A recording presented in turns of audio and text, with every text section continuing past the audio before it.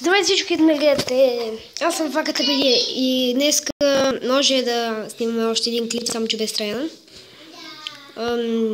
Ако се чудите, що направо е втори епизод там, защото нещо първи епизод искаше да скачи. Пише има някаква грешка и други неща. Тут се е две дървенца. Намерихме 50 няколко айрон, имаше много завърни части, където отпушва лавата и пада Траян.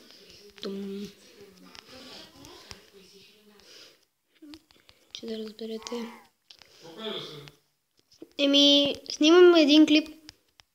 Ще да го кача после. Сега после ще ходя на Киокушин и няма да мога да снимам дълго време, поне 12 минутки. Всеки клип ще стане 12 минутки. Те пък ще снимам доста рядко. Аз често ще снимам клипчета.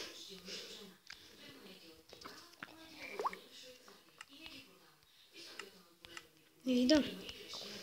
Ще казвам, но това ще правя. Занимавка, да имам какво си ти правя. Да сега скачам. Да знаете откъде съм това айрон, да знаете всичко. Да видим колко ми се иси. Тате, ти разбра ли, че вече 2 лева ще са желязни? Ти разбра ли? С мама го гледахме в Пловдив. И сега после ще ги взема тези рано. Не искам да ги взема сега. Ще ми дадат повече XP.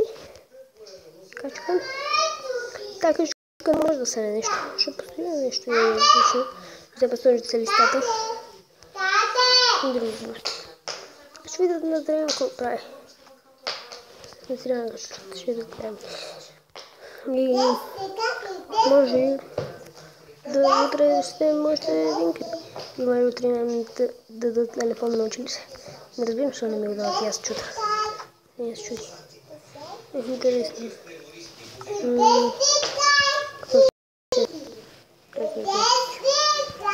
Кой си къщика? Цяло.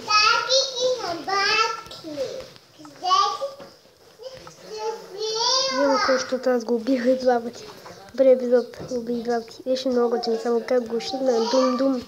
Ще пробвам да го кача първи епизод, но не знам кога. Че разберете всичко. Този епизод е епизод на истината. Той продължи поне 20 минутки.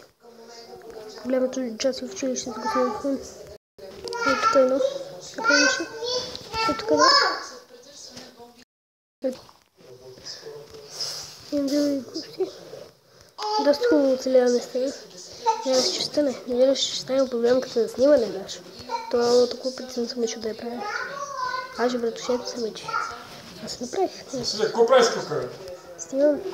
И аз ставай веднага. Оставай телефона. Добре.